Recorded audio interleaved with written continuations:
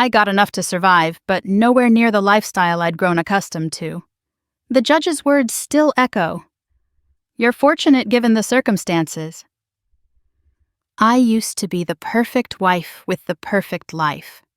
Now I was the woman who'd lost everything, and still didn't understand why until it was far too late. My parents, informed by Griffin's carefully documented email, could barely look at me. The perfect wife who lost everything. Chicago winters hit different when you're starting over at 32. I'm writing this from my studio apartment, emphasis on studio, as in one room where my bed doubles as my couch and my kitchen table is also my desk. The radiator clangs like it's fighting demons, and my view is of another brick building so close I could touch it if I opened my window. 6 months since the divorce finalized, 4 since I fled to Chicago, and a lifetime since I lived in that luxury 2-bedroom with marble countertops and a walk-in closet bigger than this entire space. But that's not even the part that hurts the most. What kills me is the silence. No more group chats lighting up my phone. No more wine nights planning charity events. No more being Heather Morrison, the real estate agent everyone wanted at their dinner parties. Now I'm just Heather, the cautionary tale whispered about at those same parties I used to host. You probably know my story already, or at least you know Griffin's version. The cheating wife who got caught bragging to her friends. The narcissist who threw away 8 years of marriage for some side action. The villain who got exactly what she deserved when her methodical husband orchestrated the perfect revenge. That's the story that went viral on Reddit. That's the version that made me infamous in our social circle. That's the narrative that followed me all the way to Chicago. The one you won't find in the comments on AIT, where I'm just the villain who got what she deserved. But there's another story. One where a woman slowly suffocated in a marriage that looked perfect from the outside but felt like death by 1,000 paper cuts.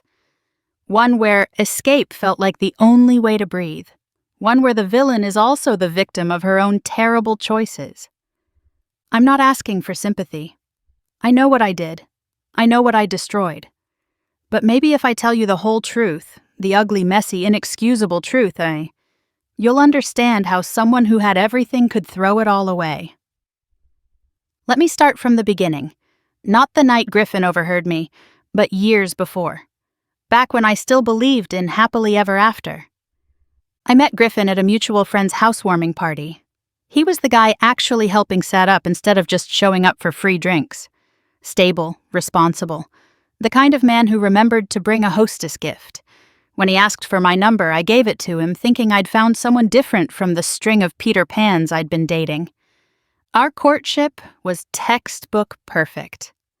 Flowers delivered to my office. Dinner reservations made weeks in advance. He even kept a spreadsheet of restaurants I mentioned wanting to try. My friends were jealous. My mom was thrilled. Here was a man who had his life together, who wanted to build something real. We got married 2 years later. Pinterest perfect wedding, honeymoon in Costa Rica, moved into a beautiful apartment in the city. I threw myself into being the perfect wife. Dinner parties with his colleagues, Sunday meal prep, matching Christmas cards. I had the Instagram account to prove it. At Heather Living Her Best Life, 15,000 followers who loved my curated perfection. But somewhere around year 3, I started feeling like I was performing my own life rather than living it.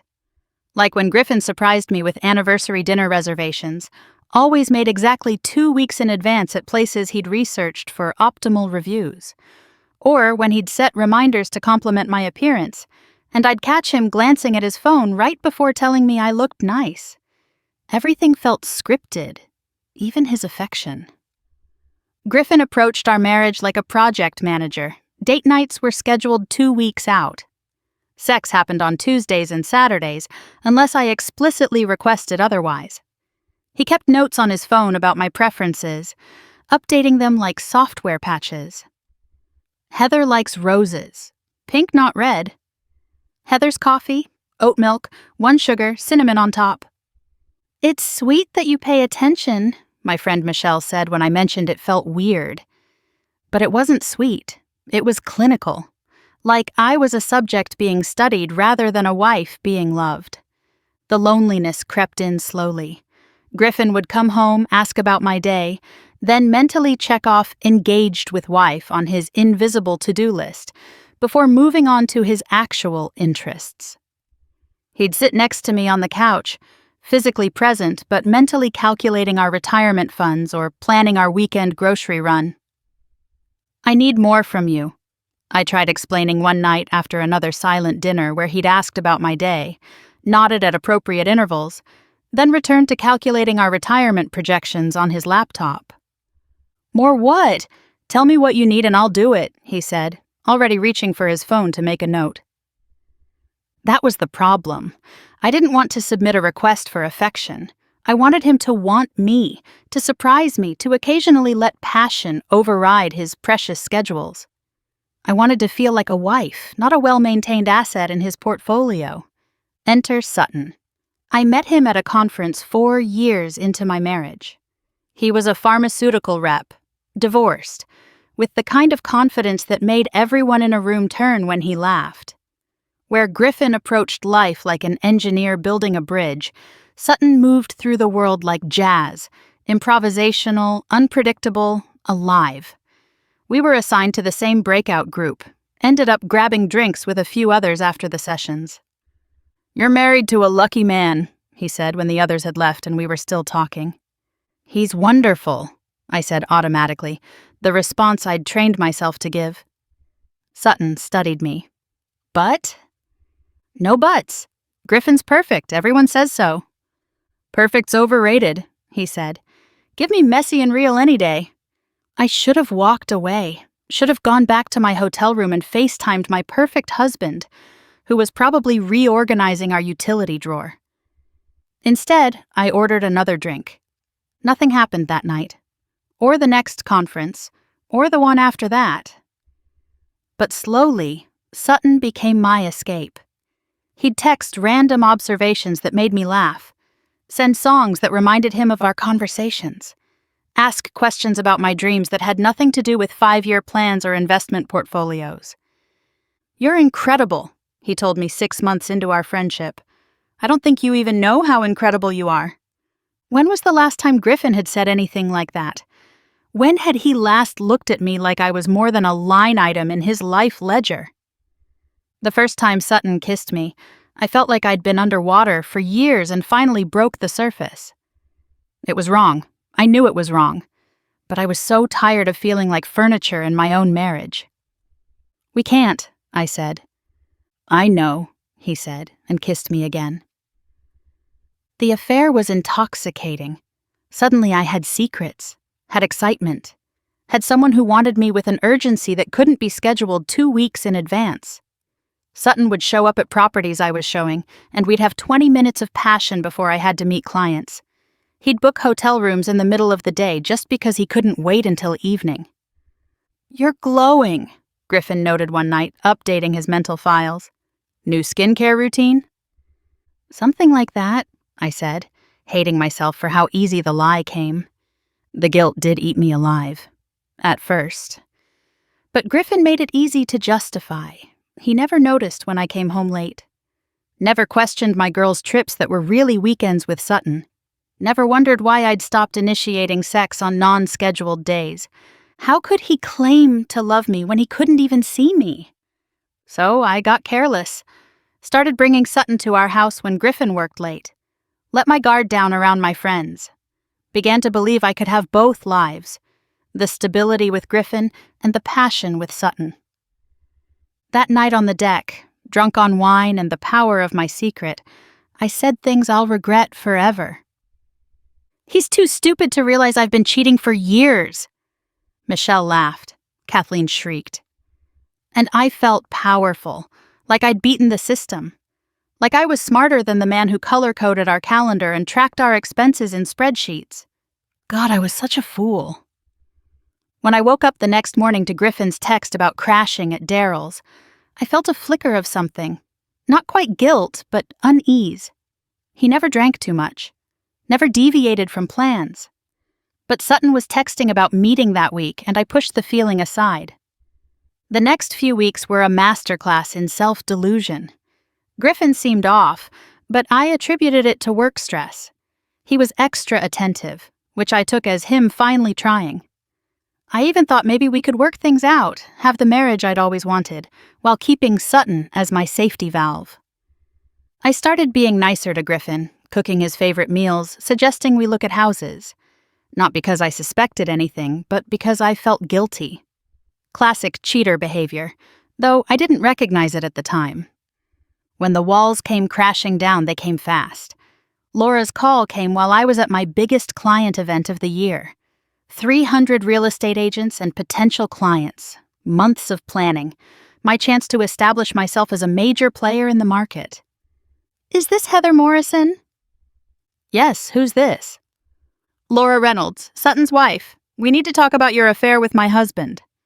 The room spun. I excused myself, hands shaking, and listened as she laid out everything. Griffin had sent her evidence that morning, a coordinated strike. Photos, texts, credit card receipts. She knew about the hotels, the afternoons at my house, the weekend I'd missed his father's funeral to be with Sutton. "Your husband's quite thorough," she said, voice cold. "I suppose I should thank him." I tried calling Griffin 20 times, 30. He didn't answer. Sutton was texting frantically, but not about us. About saving his marriage. About how Laura was threatening to ruin him. About how I needed to deny everything. By the time I got home, mascara streaked and hands trembling, Griffin was sitting in our living room like a statue. No emotion, no anger. Just waiting. "Griffin, I can explain." "We both know exactly what's going on," he said, handing me divorce papers. His voice didn't crack, but I saw it then. The tremor in his hand as he set them down. A flash of something raw in his eyes before the shutters came down again. He wasn't cold. He was just guarded. He hadn't stopped loving me. He'd just stopped showing it because he didn't know how to compete with a fantasy. That's when I realized this wasn't a spontaneous decision. The papers were dated 2 weeks ago. He'd known.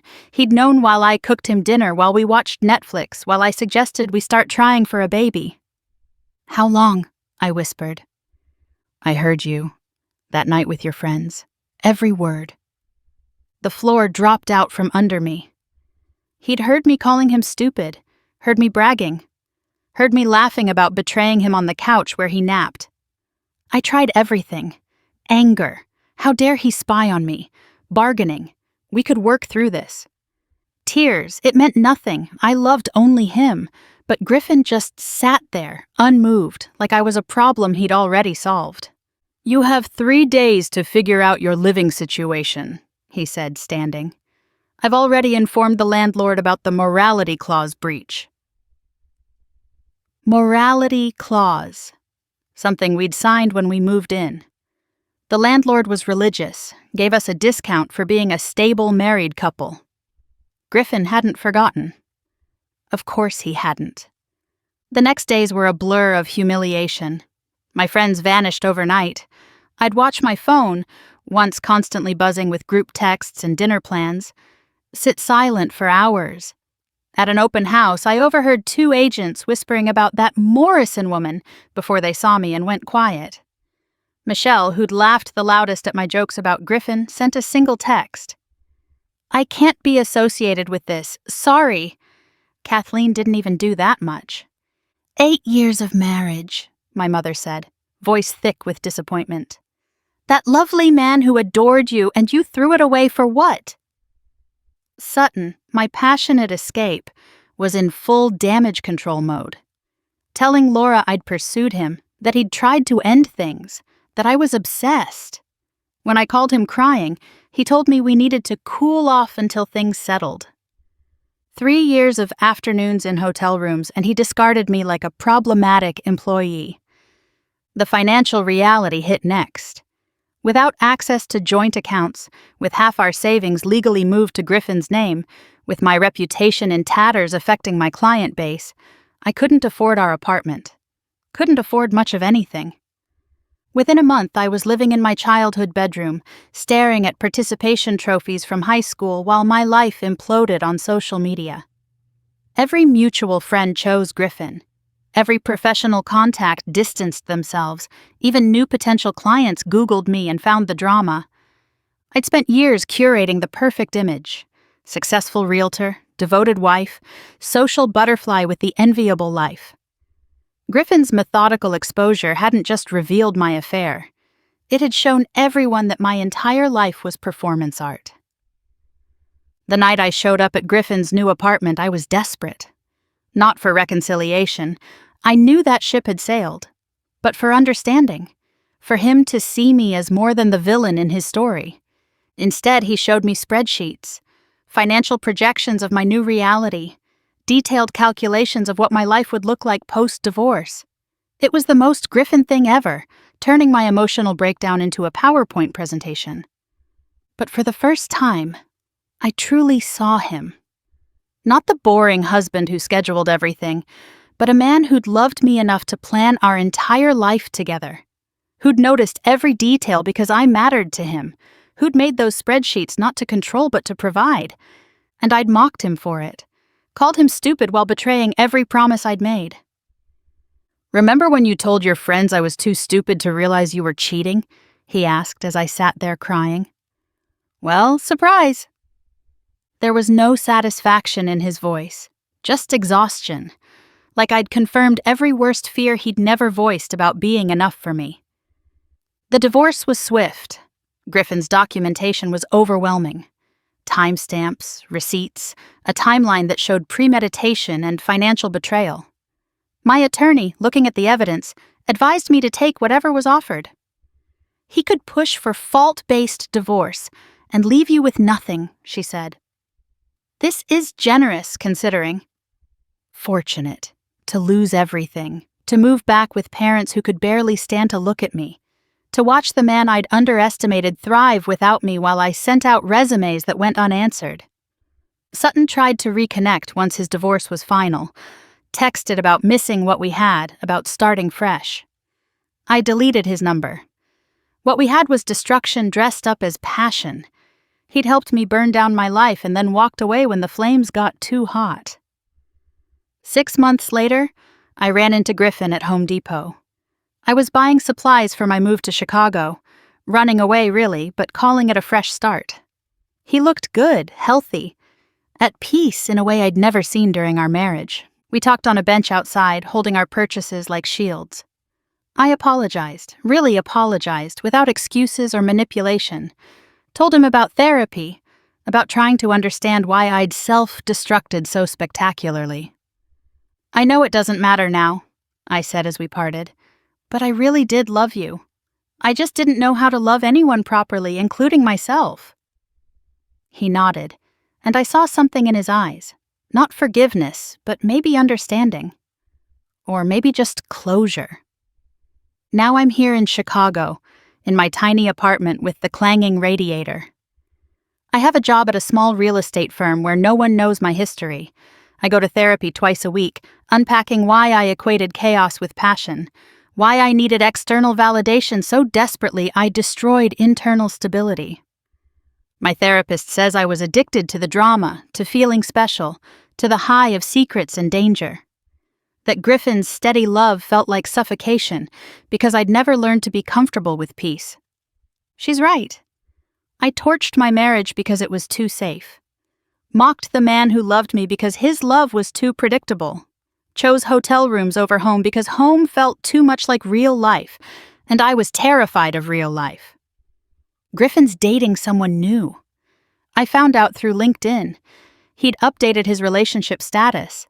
The woman looks kind, accomplished, like someone who appreciates scheduled date nights. But in their photo, he's laughing. Really laughing, not the measured smile I knew.